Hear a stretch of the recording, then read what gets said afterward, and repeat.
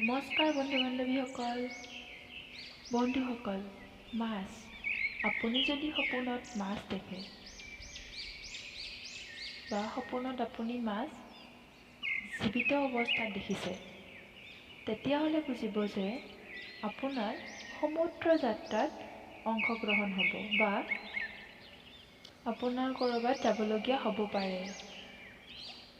বন্ধুসকল, সপোনত যদি আপুনি মাছ কিনা দেখে অৰ্থাৎ ক্ৰয় কৰা দেখে, তেতিয়াহ'লে আপুনি বুজিব যে আপোনাৰ সম্পত্তি লাভ হ'ব।